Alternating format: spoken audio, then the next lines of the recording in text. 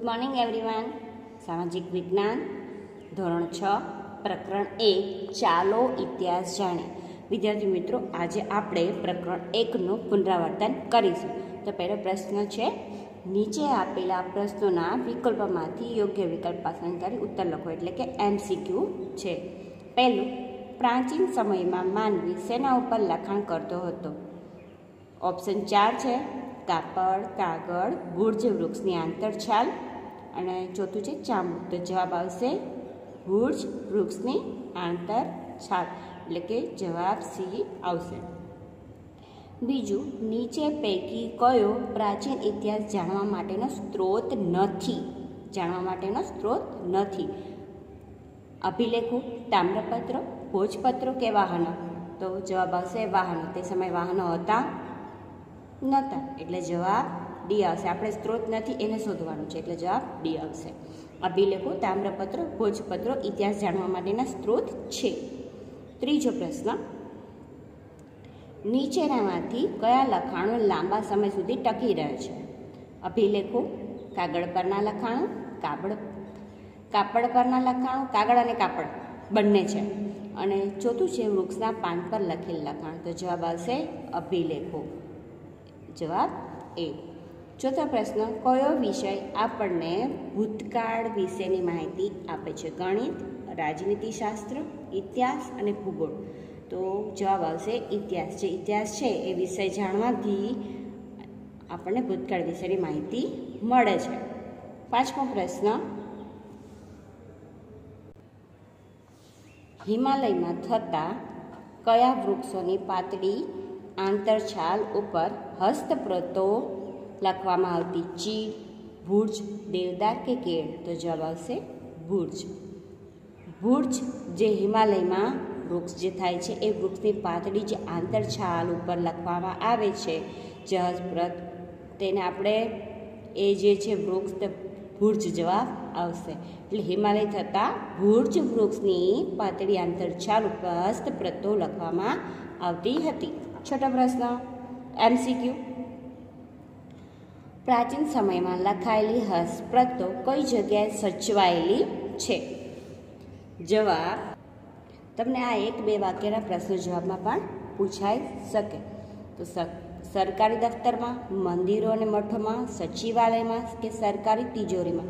તો જવાબ આવશે મંદિરો અને મઠોમાં. પ્રાચીન સમયમાં લખાયેલી હસ્તપ્રતો મંદિરો અને મઠોમાં સચવાયેલી છે. સાતમો પ્રશ્ન, કયા શાસકના શિલાલેખો ખૂબ જ જાણીતા છે?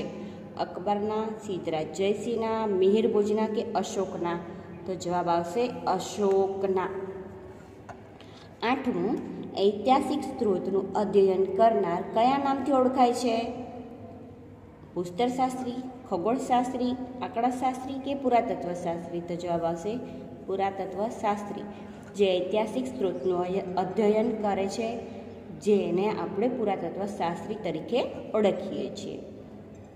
નવમો પ્રશ્ન, ઈરાનીઓ સિંધુ નદીને શું કહેતા હતા?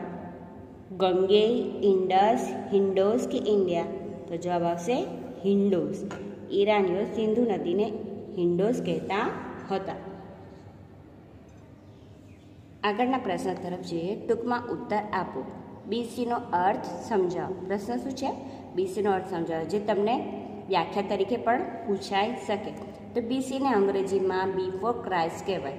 બિફોર ક્રાઇસ્ટ એટલે કે ઈસુ ખ્રિસ્તના જન્મ પહેલાંનો સમય, એટલે કે ઈસુ ખ્રિસ્ત જે જન્મ્યા હતા એ પહેલાંનો જે સમય છે તેને આપણે BC કહીશું. BCનું પૂરું નામ છે બિફોર ક્રાઇસ્ટ. હવે ઉદાહરણ લઈએ. 2000 તો ઈસવીસન પૂર્વે એટલે ઈસુ ખ્રિસ્તના જન્મ પહેલાંના 2000 વર્ષ. બીજો પ્રશ્ન, એડીનો અર્થ સમજાવો. તો એડીનો અંગ્રેજીમાં એનો ડોમિની કહેવાય. પૂરું નામ છે એનો ડોમિની, એટલે કે ઈસુ ખ્રિસ્તના જન્મ પછીના વર્ષો એમ કહેવાય.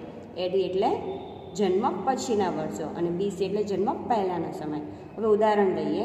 ઈસવીસન 2000 એટલે ઈસુ ખ્રિસ્તના જન્મ પછીના 2000 વર્ષો. આ પણ તમને વ્યાખ્યા તરીકે પૂછાઈ શકે અને 1-2 વાક્યના પ્રશ્ન જવાબ તરીકે પણ પૂછાઈ શકે.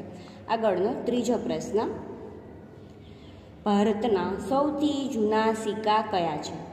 તો જવાબ જોઈએ આપણે. ભારતમાં ઈસવીસન પૂર્વે 5મી સદીના પંચમાર્ક સિક્કા સૌથી જૂના સિક્કા છે. તો આ સિક્કા દ્વારા આપણને ગ્રીક રાજાઓ, મૌર્યકાળ અને ગુપ્ત યુગના અનેક સોના ચાંદીના તાંબાના સિક્કા જે મળ્યા છે તેનાથી સામાજિક, ધાર્મિક અને આર્થિક અને રાજકીય માહિતી મળે છે.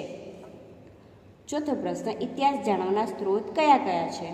જવાબ: તાડપત્રો, ભોજપત્રો, અભિલેખો, તામ્રપત્રો, સિક્કા, જૂની ઇમારતો, ઈંટો, પથ્થરો, ઓજારો, ખોરાકના નમૂનાઓ, મનુષ્ય અને પ્રાણીઓના હાડકાં, પ્રવાસ વર્ણનો વગેરે ઇતિહાસ જાણવાના સ્ત્રોતો છે.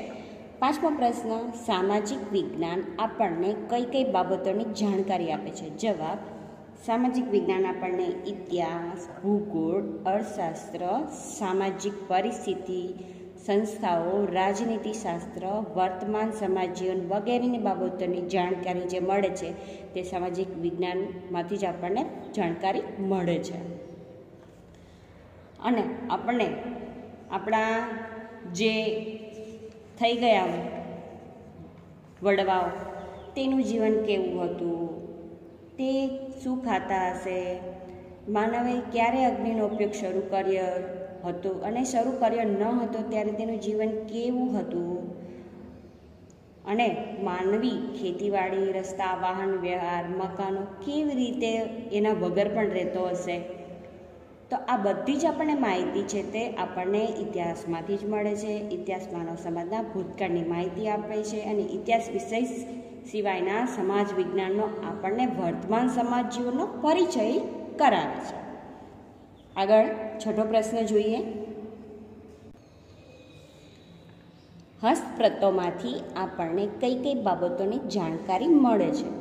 હસ્તપ્રતોમાંથી આપણને પ્રાચીન સમયના ભાષા, ધાર્મિક રીત રિવાજો, સામાજિક માન્યતાઓ, રાજાઓની જીવનશૈલી, વિજ્ઞાન, શિક્ષણ, દવાઓ, પ્રાણીઓ વગેરે બાબતોની જાણકારી આપણને મળે છે. અને આ જે હસ્તપ્રતો છે, હસ્તપ્રતો એટલે હાથ દ્વારા લખાયેલી પ્રતો. હવે તે હસ્તપ્રતો છે તે તમિળ, સંસ્કૃત અને પ્રાકૃત ભાષામાં લખાયેલી છે. સાતમો પ્રશ્ન, રાજાઓ તામ્રપત્રનો ઉપયોગ કેવી રીતે કરતા હતા? તો જવાબ: રાજાઓ પોતાના વહીવટી તંત્ર અને દાનની માહિતી તાંબાના પતરા ઉપર કોતરાવીને તેનો ઉપયોગ કરતા હતા. તો રાજાઓને કંઈક વહીવટતંત્રમાં સુધારો કરવાનો હોય, ઉમેરો કરવાનો હોય, યુદ્ધમાં વિજય પામ્યા હોય વગેરેની જે માહિતી હોય તે બધી જ માહિતી તાંબાના પતરા ઉપર કોતરાવતા હતા.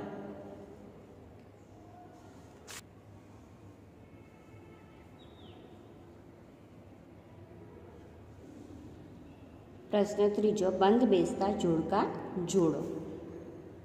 અ વિભાગ, બ વિભાગ, નહીં છે ઉત્તર. આ પહેલું છે અભિલેખ, બીજું છે ભોજપત્ર, તામ્રપત્ર, બી, સી ને એડી. હવે અહીં બ વિભાગમાં ઈસવીસન પૂર્વે, ઈસવીસન, ગુર્જ નામના વૃક્ષની છાલ, તાંબાના પતરા ઉપર કોતરેલું લખાણ, પથ્થર કે ધાતુ પર કોતરેલું લખાણ.